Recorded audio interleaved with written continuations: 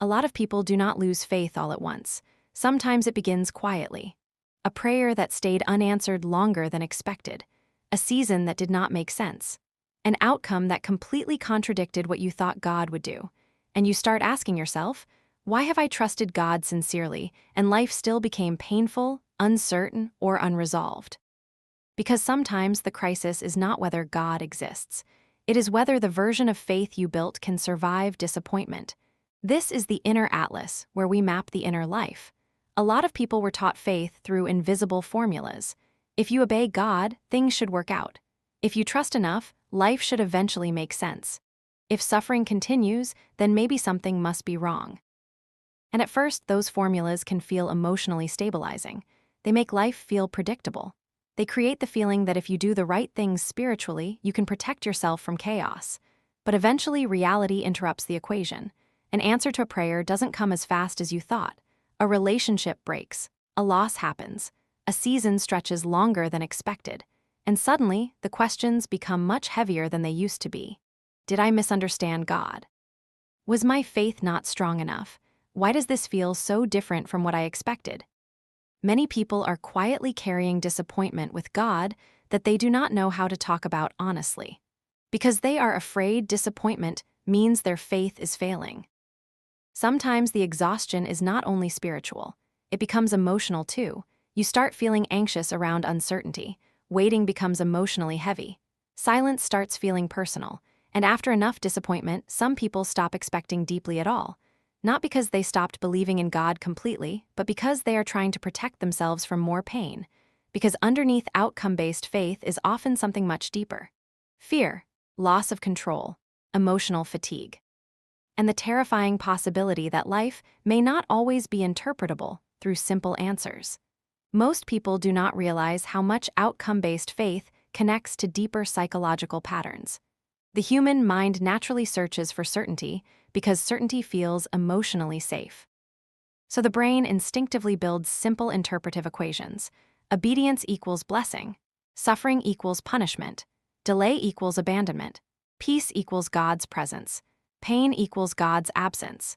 Those formulas feel stabilizing because they create the illusion that life can always be interpreted predictably. They reduce anxiety by making reality feel controllable. But reality repeatedly breaks simplistic equations. And when the equations collapse, emotional certainty often collapses with them. Sometimes people think they are losing faith in God, when actually they are losing trust in a conditional framework they unconsciously built around God. Because outcome-based faith often says, I can trust if the outcome reassures me. But covenant-based faith asks something much harder. Can trust survive incomplete understanding? And psychologically, that changes everything. The deeper shift is learning to interpret experiences through the stable character of God, instead of interpreting God only through changing experiences. This tension appears throughout Scripture. One of the Bible's most repeated themes is righteous people suffering despite faithfulness. Scripture repeatedly dismantles simplistic, if-then, theology. The book of Job is one of the clearest examples. Job's friends assume suffering must equal wrongdoing. Their framework is simple. Obedience equals blessing, suffering equals punishment. But the narrative exposes how incomplete that theology really is. Job suffers profoundly despite faithfulness. And importantly, God never gives Job a complete explanatory breakdown for his suffering. The book exposes the limits of human interpretation. Psalm chapter 73 captures this tension powerfully. Asaph becomes deeply disoriented because the wicked seem to prosper while the righteous suffer. His interpretive framework is collapsing. Habakkuk wrestles with disappointment, delay, confusion, and divine silence. He keeps asking why reality contradicts expectation. And God does not give him complete explanatory certainty. Instead, Habakkuk is called into trust beyond visible outcomes. Even John the Baptist experiences this tension. In Matthew chapter 11, verse 3, John asks Jesus, "Are you the one who is to come, or should we expect someone else?" Why? Because the outcome did not match expectations. He likely expected judgment, kingdom manifestation, or deliverance. Instead, he sits imprisoned. This is a devastating example of expectation crisis destabilizing perception, and this is important. The Bible never portrays covenant faith as emotional numbness.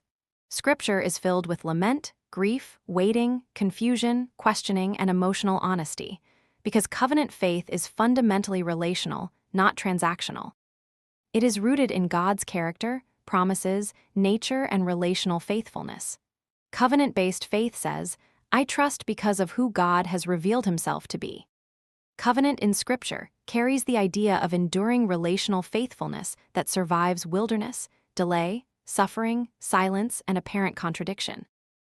Abraham becomes one of the clearest covenant faith examples.